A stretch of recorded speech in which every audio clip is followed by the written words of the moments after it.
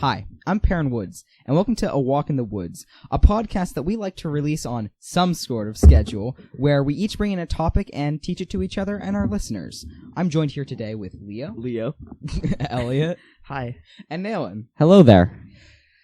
So, you guys want to get started off talking about data, specifically big data?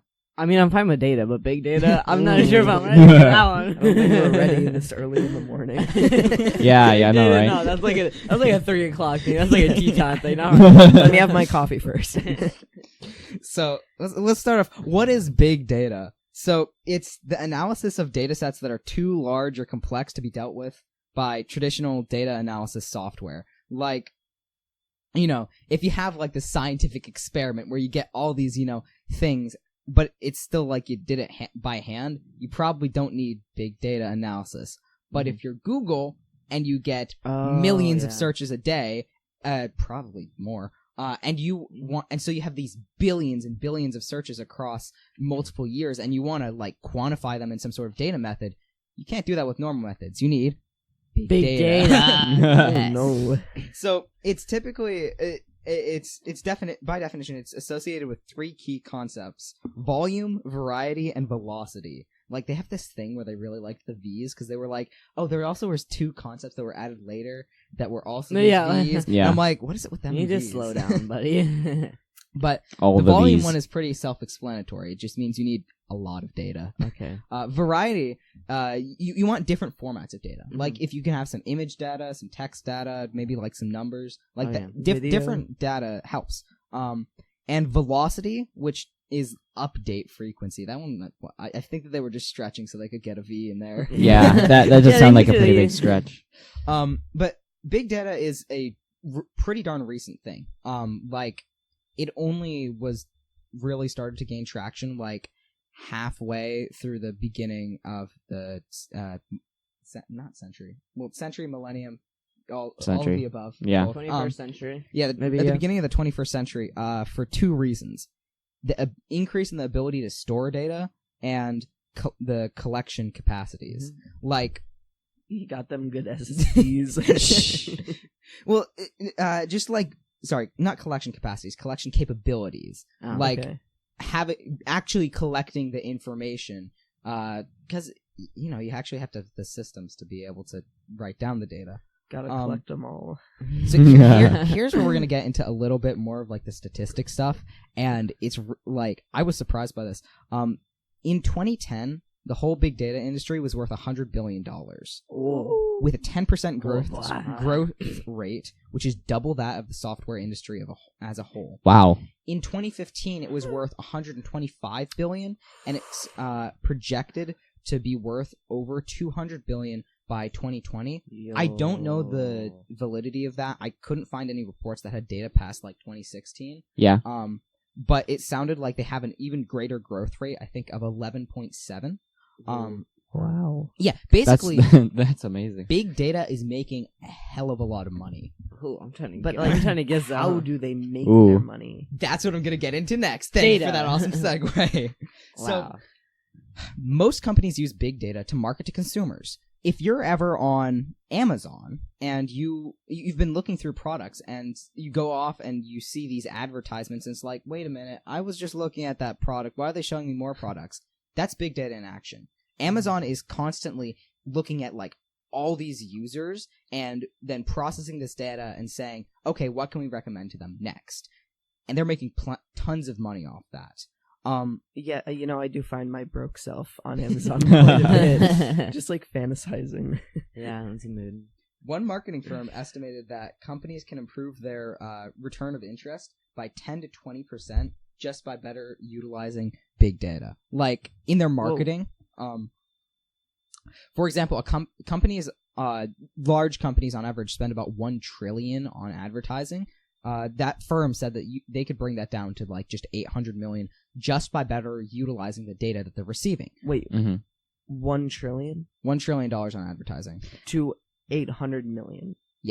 I mean, there's other things Not like 800 billion. Okay. I think I was about to yeah, be like sorry. 800 million. That's And it probably isn't 1 trillion. I think that's 1 billion. 1 billion to 800 million. Yes. probably. that sounds a bit more Yeah. Yeah. accurate. But there's an interesting thing. So you know how current advertisement is all just kind of shove it all in your face as much as possible Mhm. until you buy the damn thing. Well, that has been proven to not work as well as, other advertisements such as sponsorship in YouTube videos. And I'm not talking about the YouTube ads beforehand. I mean, like, actual YouTubers directly reaching out to creators. reaching out. Yeah. And That's like And- growing as a thing. I LTT. think. and then there's also like the reason why like TV advertisement long before the modern era worked better than it does now is because there was an actual incentive for the advertisers to make the advertisements. There was actually people watching TV. I mean, yes, but also there was but also they had more of an incentive or something like that to actually make the advertisements entertaining. Yeah. And so that's why you have people who remember specific advertisements from, their childhood or and You know how I bet people Yeah. discover the more recent how they should be advertising on platforms like YouTube? Big data. I'm going to jump back to this. So, again, in a study from 2010, the median Fortune 1000 company, this company estimated that they could gain $225 million just through better utilizing big data that they were gaining. So let's jump into some of the uses of big data. Like it's got a surprisingly large reach. Like there's many companies and just like organizations in general, like our government, that can utilize big data better and already do. So one of the biggest uses, which we already talked about, is understanding and targeting customers. Like, this is why sites like Google and Facebook are free, because they make so much money off of all the people that use them. Make and bank, yeah. Yeah, because what one famous saying, I don't know who said it, but Probably Confucius. Confucius say is that if you aren't being advertised to buy something, if there aren't products being advertised to you, then you are the product. Yeah, this is Yeah. definitely Confucius. Yeah. Yeah, that is very 100% true. And Confucius. Yeah. oh no, not the Confucius bit, but like no, it's definitely It's- Confucius. Yeah, I'm pretty sure Oh. Confucius said Yeah, it. Confucius. But, yeah, I mean, as a general rule of thumb, if you're like getting some free software and there isn't like a premium version or they don't have advertisements on the application or the website or whatever, more often than not, your logged entry into that and what you do on that site is being sold. Also virus. That's If you download different. something like that, then That's an a entirely issue. different section of the internet. So I'm going to jump back to the Amazon analogy just to give a quick example to this. Oh, we love Amazon. On Amazon, you don't see many advertisements except by Amazon itself.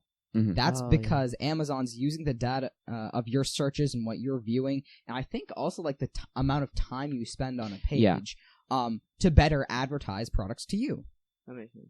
Like I used to use Skype quite a bit, and there would always be this ad bar on the right hand side, and it would always have like Amazon recommendations, and I'd like look at one item and then it would just pop up there. Yeah. Yep. So yeah, go ahead. maybe like $1 less than what you were looking at. Yeah. So another one of the uses is to optimize business processes. Like if you've got, if you can find like using big data, you can be like, oh, so this is where there's like the slowdown in something. Like maybe let's use a manufacturing plant for something. If you have a ton of data from like manufacturing plants across the country or something like that, let's say that you're like some big firm, and you take in that data and you see that there's this one area of the product being manufactured where it's slowing down. You can look at that one area and say, okay, what do we need to improve here to make it quicker? Mm-hmm.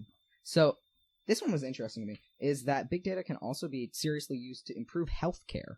I like that. Yeah, like there's Huh. there's been a you sometimes hear people talking about personalized healthcare, like having big healthcare available to people on a personal level. Using stuff like big data, that becomes a real possibility. Like, it's hard to do that without it, because you would need to have a doctor like do a very thorough checkup on every person. That's insanely difficult to do. Like, yes, everybody should have checkups, but it's a difficult process to do. If you have something like big data where you collect a lot of information from people, that allows for better healthcare just in general. You can use it to maybe find a common disease, something like that. And you can also use it on a personal level, just collecting data from a person. Big data doesn't necessarily mean that you have to look at it as a whole. Like, targeting individuals is what many companies do with their advertising. So actually, there's an example of this. Apple released an app, I don't know how recently, called Research Kit. But basically, using that app, you can enter health data. They have the health app now. Like, just that data from you, if you're using it to log stuff, like how much you're walking per day, maybe you check your heart rate a couple times. It can use that data to better, like, say, here's how you can take care of yourself. And it works. It helps. Yeah, that's cool. So it can also be used to improve sports performance. For like pairings and stuff like that, or both that and I think on an athlete level, like, mm-hmm. Again, using the data. If you're big data is for training, like, yeah, big data is all about just collecting as much data as possible and then analyzing it in different ways to just understand patterns. Oh yeah, like how many miles you should be running on this day, or like exactly. Like, knowing the optimal exercise routine might be a great way. That's really cool. Yeah. Yeah. It can also be brain run. It can also be used to better process scientific data. Going back to earlier, I have a pretty I have a pretty crazy example for this one. So the CERN data center, which is a scientific data center, has 30 petabytes of scientific data that it analyzes. Never even heard of that number. Jeez, that is basically. So a petabyte is 1,000 terabytes. And a terabyte is 1,000 gigabytes. Technically 1,024. Okay. But sorry, yeah. But How if much, you're following, if you eat like a Cheez-It, like that's small. Like how many is that? Like that's like a kilo. That's one bite, isn't it? That's a bite, right? Because when it comes to my sandwiches, it's probably like 2 terabytes on. I take a big old bites. Big old bites. Chum. Nom nom nom. Why am I talking about this? Yes. Sandwich, yeah. Here's an example on the size, if you can imagine. A typical HD movie with about a 2-hour runtime is about 3 gigabytes nowadays. Are we talking 720p?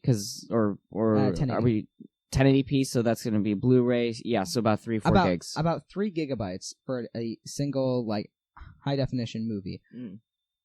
That means that in a petabyte you can fit almost 1 million. Something like that. Yeah. Yo, almost a million. Watch the movie. Confucius would be happy. But it's a huge amount of data, and you can use big data to run through all this scientific data and better process it in ways that using traditional methods might just not work. So it can also be used to optimize device and machine performance. Oh boy. Oh yeah. For example, Google's self-driving car uses a lot of big data methods to better drive. So. Oh, yeah. I just have a little bit of data. The movie Hugo, it's 2 hours, 9 minutes. It's 4.84 gigabytes. At 1080p? At 1080p. So, yeah. Yeah, that just gives you an idea. I'm probably like 52 gigabytes. But at 4K. I probably hold like 8 gigabytes from school. Just like that is true. Like, I don't know. I think that's more data than you're giving it credit for. I know, I'm kidding. I hold like a 1 kilo. byte. So it also can be used. This one was interesting to me. It can be used to improve security and law enforcement. Apparently, for statistical analysis. Yeah, through collecting data. Specifically, the NSA uses a lot of big data stuff to help improve cybersecurity. Yeah, actually, this is where there's becomes a lot of ethical considerations. Yeah. Where here's one of the examples. Computers can be used to predict individuals that are likely to commit crimes through using big data. In fact, like I believe the Chicago Police Department made a list of that in 2014. But big data can be used for these, and this is where I think big data you start to kind of question its ethical, like what are the ethics behind it? Because there are some things where it can get really sketchy if you start using it in ways to like, you know, target people with advertising is already like a little like it feels invasive. Does, yeah. And targeting people saying who's likely to commit a crime before they even commit a crime, that can be helpful, but it also treads that line to morally being questionable. Like the Winter Soldier.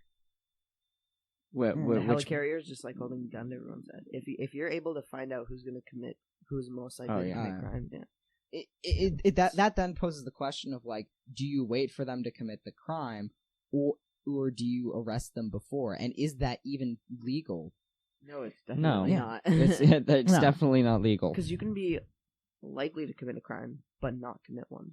But it's also just like it's clear that like you don't like arrest somebody unless you have a legitimate suspicion with evidence of an actual crime being committed. Yeah. So I've got 3 more examples here, and then I'll bring up. I'll come back to the ethics. So it also can be used to improve infrastructure and transport in cities and entire countries. You can start seeing big data, like it starts to make things that are like you see in science fiction seem like it could be a lot more actually happening. You can use big data to basically make smart cities, make cities that would run on electronics. It's how you could have a city full of self-driving cars. That's so cool. If you used big data to like Los Angeles, which is famous for having insane traffic, they already use big data to try and figure out how they can better like improve traffic flow, like timing of red or green lights, like knowing if maybe it would help if they put a stop sign here or built another road here. Like they don't have enough roads. I know, right?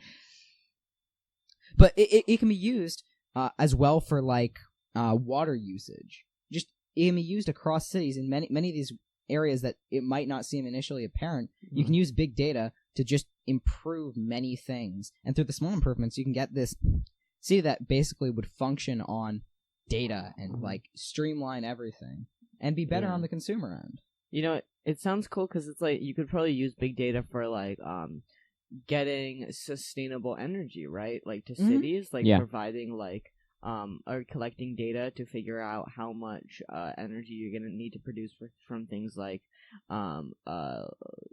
solar panels or other forms of energy, like natural gas, and figuring out how that's gonna last and stuff. I'm sure that it's already being used in that field. That's really cool.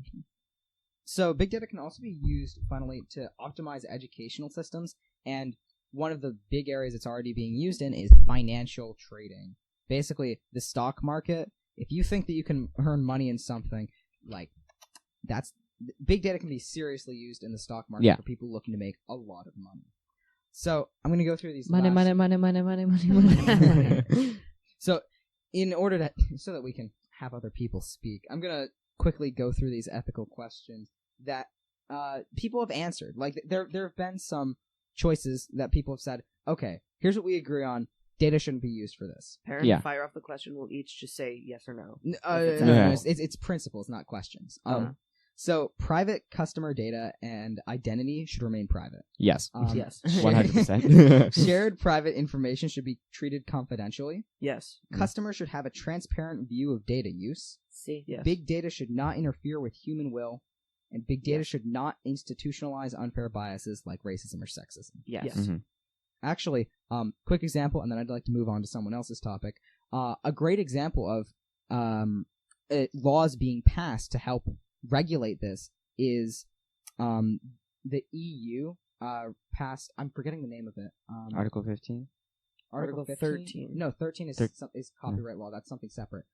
Last year, you may have seen a ton of companies saying, we've updated our private policy. Oh, yeah, I remember that. The I don't remember EU what law that was, The though. EU passed a law that basically required companies to allow you to decide the privacy of your data use and know where it is being used. Yeah. That's super important in regulating these and regulating big data.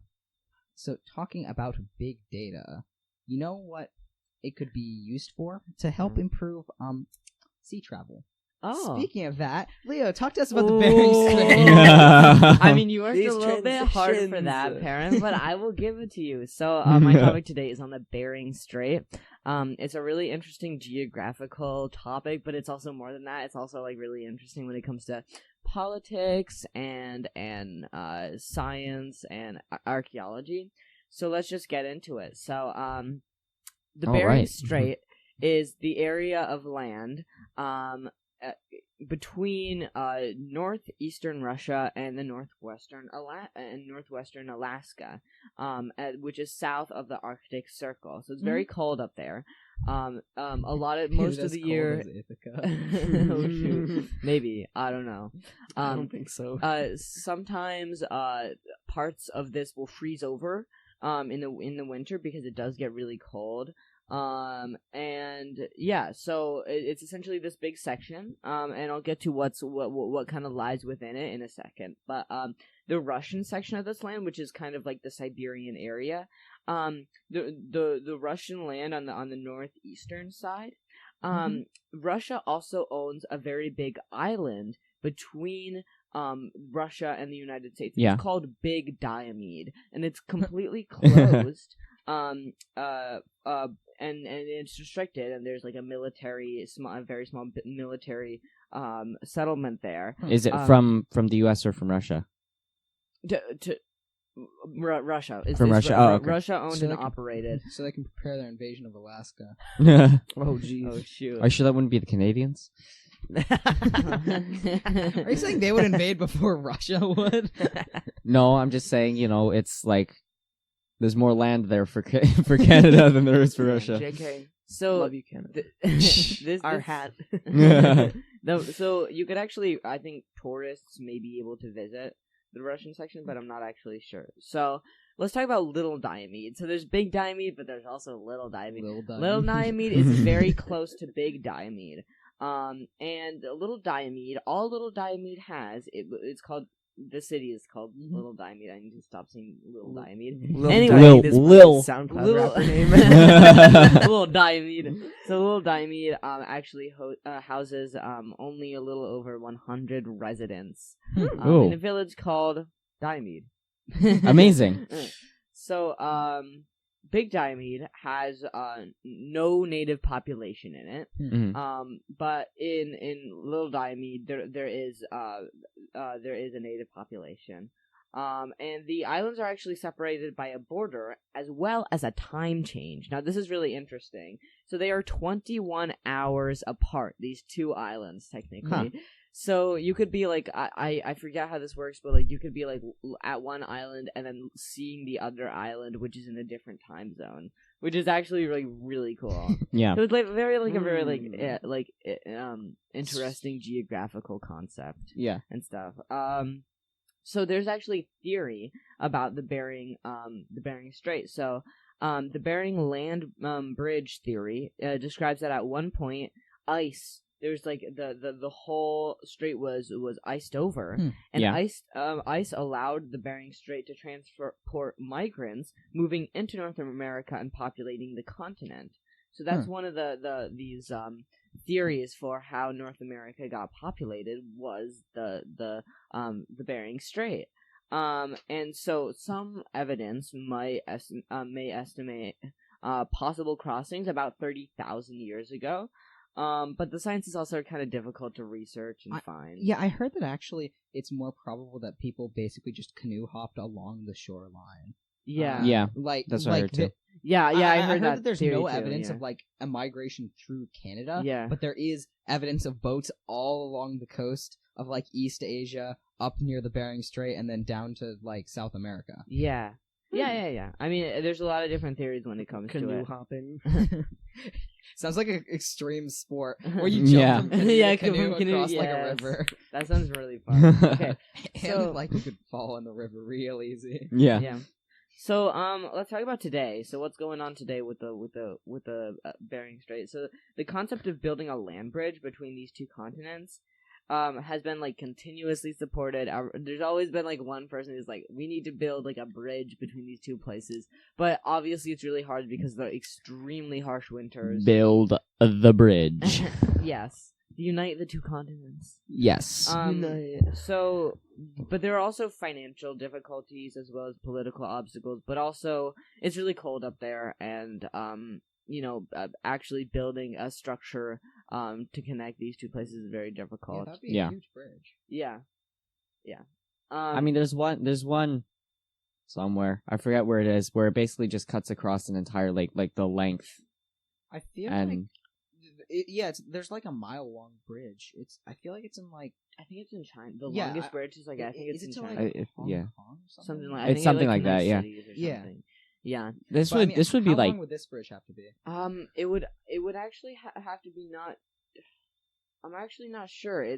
I think the area between the two continents is actually very small. When it comes to Little Diomede and Big Diomede, there's actually I think it's just a mile or two apart or something. Yeah. It's really interesting. I mean, it sounds small, but that would still be a humongous construction It would be. project. Yeah. It definitely would be. But yeah, I mean, there have been people who have swam from Little Diomede to Big Diomede. Little Diomede is really interesting because there's only sorry, you can go. So the Bering Strait is apparently 82 kilometers. Oh wow. Okay. So that's 51 miles. But Yeah. that might not be between Little. I think that's just the Yeah, entire Little- strait. yeah. Yeah, that's the entire strait, not the. Yeah. There'll still have to be a huge bridge if you were to connect the entirety. Oh yeah, that would jeez. be crazy cool. Yeah. And when it comes to Little Diomede, since Little Diomede is so isolated and there's very little residents, it's really hard to get like things like food across. So Right. essentially, what they do is they actually have helicopters fly in, and that's the only way to get goods in, people out, and people in. Sounds like Bermuda. Yeah. Yeah. So it's really interesting. I really like that. It's the Arctic Bermuda. It's very cool. There's a school district in Little Diomede. That's a cool thing. It's just very cool because it's like this small isolated little settlement. In the weirdest place. It's between like Alaska and Russia. Yeah. So I think that's very cool. I think a bridge up there would be cool because then you could go like on a trip across all the continents. The world. Yeah, all the continents except Antarctica. You could go from the tip of South America to the tip of South Africa. Like go all the way around. Oh yeah. Well, you would have Whoa. You would probably have to take You'd want to dip down in Asia. You would have to. To go down to Australia. You'd probably Yeah. and then you would have to if you want to go to Africa from Europe. You would probably have to take the boat ride from Spain to Like a Morocco. ferry? Just drive around through the Middle East. You Yeah. could Yeah. do that, yeah. But I know a lot of people to try to get to Morocco. They just take like a little ferry ride. Yeah. Also, out of curiosity, what language do they speak there? They Little Diomede. I'm not sure what the language that a lot of them speak, as it was an indigenous speaking or an indigenous population. Mhm. But they do speak English. I think that's the large part of it. Okay, well, speaking of Alaska, one of the things that I like to think about Alaska is the Huskies. I really like it. Oh. there's And Nalin It's so cute. to talk about Huskies, but Well, not specifically no, Huskies. no. Cats and dogs. Cats and dogs. Okay. Yeah. It's raining cats So- and dogs. So, if you were to throw a ball for a dog, what would it do? Run after the ball. And do what? Depending if the dog Yeah. And do what? Generally, pick it up. And then do what? bring it back. Sometimes go. bring it back. Okay, sometimes yes. And if you threw a ball for a cat, what would it do? It would Sit there. scratch you. It would chase it. You're more correct. Depending on actually the So- size of the ball. It would But run after but it. It would, but oh my god. there are some things about that. Okay, It'd go So- to town on it. so a study came out a little bit ago, saying that cats, in fact, do fetch like dogs. And so, just a little bit of information that was also put in there that I thought was interesting was cats know their names like dogs do, which you wouldn't think. Yo. One of my cats never respond then. Yeah, one of the cats. Well, your is cat's lazy. dumb. Yo, them fighting words. Okay then. Okay. So dogs' success in their existence, quote unquote, is that they please people, and that's how they get food and shelter. Cats, however, are a lot more independent. With that, people have also been domesticating dogs for a lot longer than we have been cats. And that brings me to the next point, which is that in the wild, dogs are a lot less likely to fetch balls or other objects than cats are. Because cats have the bring it back to the den instinct. Which is why they'll bring you dead mice and birds and stuff. Fish. Yeah. Actually, speaking of that, we have this cat that's just a wild cat. A chunk. That has put dead mice or parts of dead mice just on our doorstep. We haven't fed them at all. Wow. Yeah, They just showed up. Yeah, they do. That's actually kind They of bring cool. home the bacon. So the whole bringing stuff back to someone or something is actually much more natural for cats in the wild than it is for dogs. Oh wow. Because dogs are pack animals, and they'll actually in the wild they'll attack a creature and just eat it right there, and they won't bring it back to the den. They'll just consume immediately. However, in a domesticated scenario, cats are actually very trainable, just like dogs. Specifically with clickers, and other noises, like us opening our cat's food. They will come running. The researcher in the article said that they even got bees to be trained to fetch or play with a ball. Yo. I am not kidding. Bees. That's so funny. And what they did was they rewarded them with some sugar water. And another thing that they said was you can train a cat to fetch a ball as long as you start with throwing the ball, and every time they look at it, you click the clicker, or you give them a treat. And then you basically do that until the cat gets used to that, and then you do it every time that they turn their head towards the ball, every time they run after the ball, every time they pick it up, every time they bring it back, until they have the whole thing down. This whole thing with bees and cats being able to be trained, even though they're not as domesticated as dogs are, it actually shows a great level of cognitive flexibility, especially in bees with such a small brain, because they could even find a shorter path to bring the ball back than the planned out path that the researchers laid out.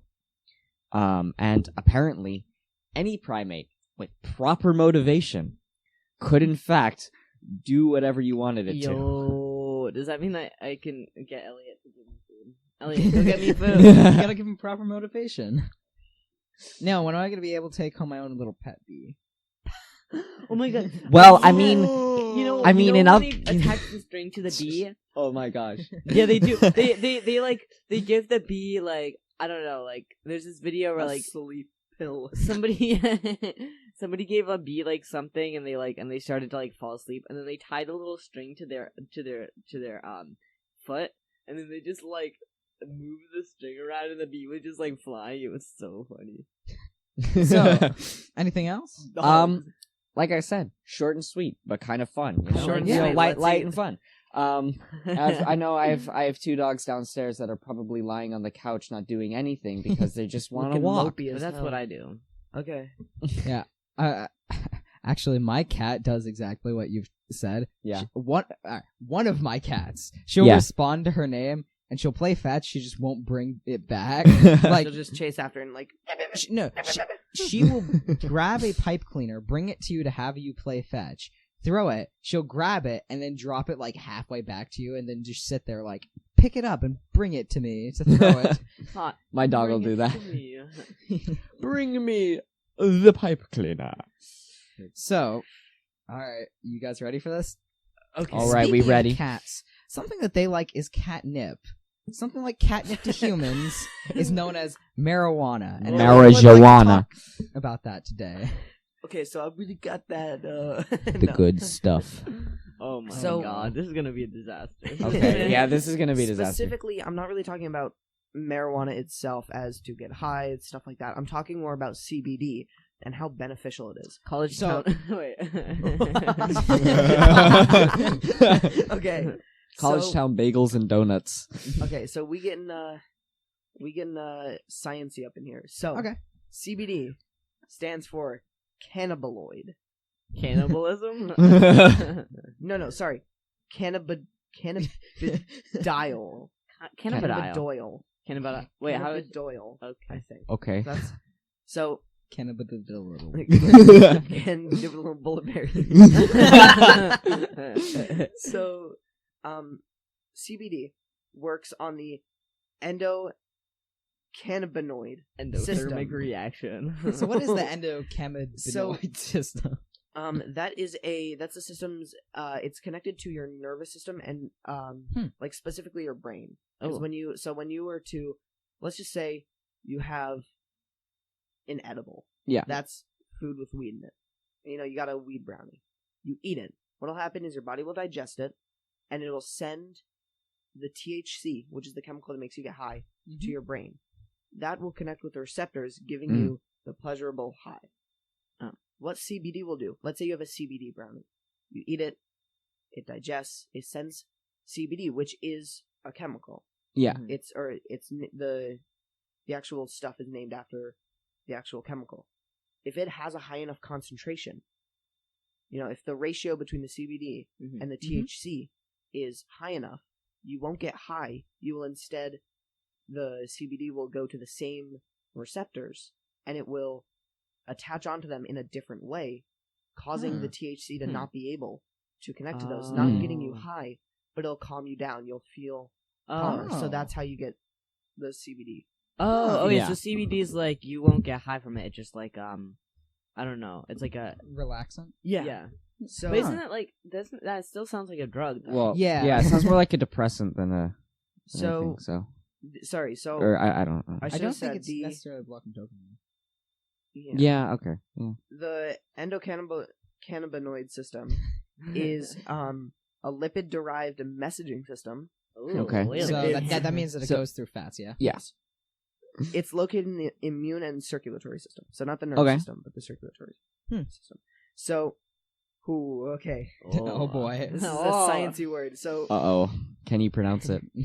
I think I just put this down because I really want to say it on recording Okay. on the podcast. Okay. Do tell. Tetrahydrocannabinol. So I think that's one of the CBD Mhm. things. I think that's the full name for it. So the Hey, Mr. AP Chem, you want to deconstruct what that means for us?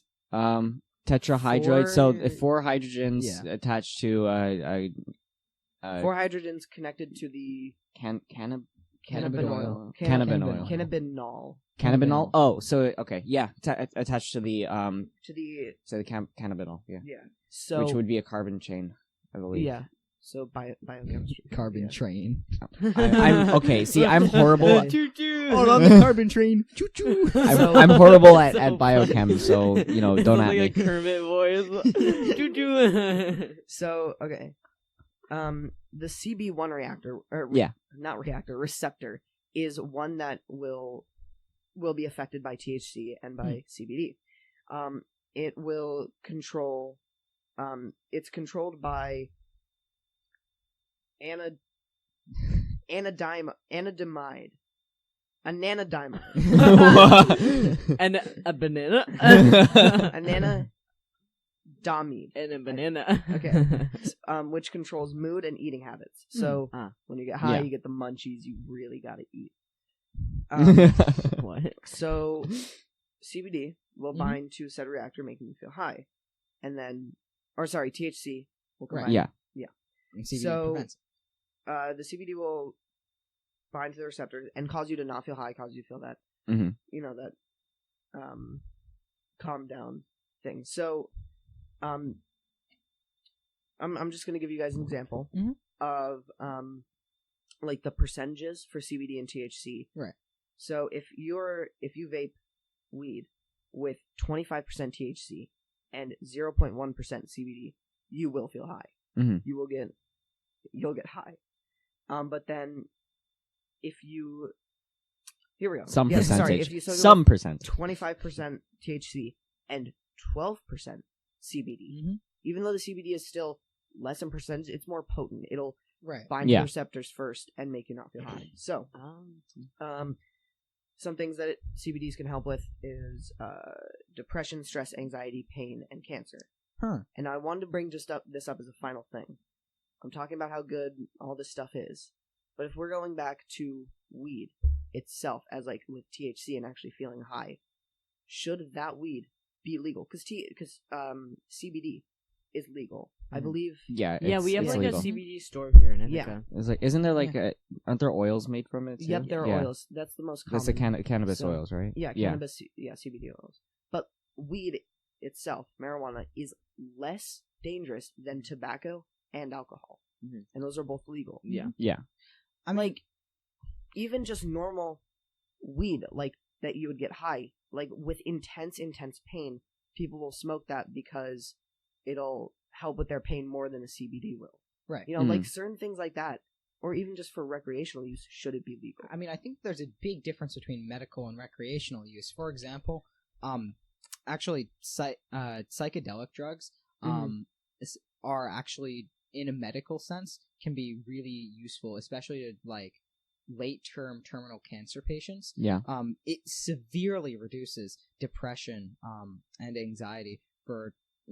Basically, it makes life worth living for late-term cancer patients. There's been studies that basically taking doses of psychedelic drugs really just makes things better for them. Man. But that's completely different than legalizing it. It's in a medical situation. And I think that, I don't know, to me, I'd be interested to see where the line is drawn on where CBD could be used medically. Like,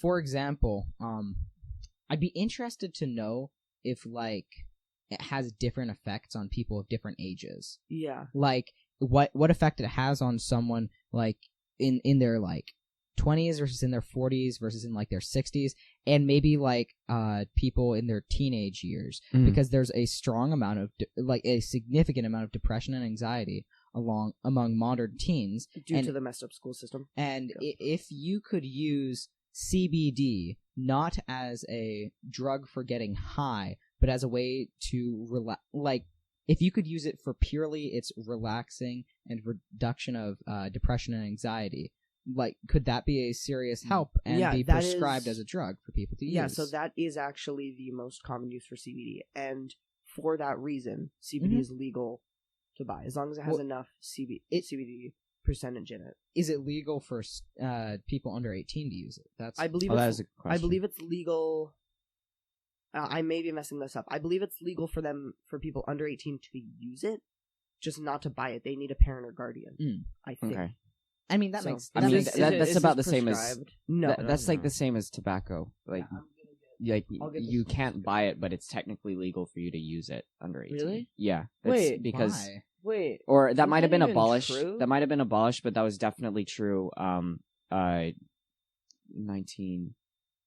think it was 1930. I mean, I can onwards. believe that in the Yeah, 1930s, but not now. I don't. Well, I don't know if it's still around, but that was definitely a law at least up until recently. Mm-hmm. Yeah, no, smoking has been seriously denormalized. I mean, vaping is the new thing, and that's really a danger, like juuling and stuff. Yeah, that's a really dangerous, really upsetting. Yeah, it's definitely kind of taken the place of people aren't looking at the side effects enough and not realizing that it pretty much is just smoking recolorized. But plus, I think there's more nicotine. Well, but also all of the heavy metals that you're putting in your body. Oh, okay. Is it that? It's that's just I think that's worse than just the nicotine. Like it's the fact that like when you're breathing it in, you're breathing in all of these toxic chemicals, including metals like lead, which will probably drastically change you. Mercury too. Mercury is a very common one. So I have it up here. Mm-hmm. So the variety of marijuana that CBD comes from is hemp. So that's commonly used in rope, as candle wicks. So that in waffles. Really? Yeah, there's a CBD waffles. Oh no! There's a restaurant, Waffle Frolic. They have hemp waffles that they make. Really? That's interesting. Yeah, that's pretty interesting. I think it can technically be used as like a grain. Or maybe. Mm-hmm. So no. I think you can make flour out of it. Yeah, that would make more sense. CBD itself, if it comes from the hemp variety, is completely legal. Because of how little THC is actually in it. Yeah. Mm-hmm. George Washington grew hemp. Really? Yeah. So does Dwight Schrute. On that note, goodbye. I'm gonna go get that bread and this has been a walk in the woods. Thank you for listening. Yeah, bye.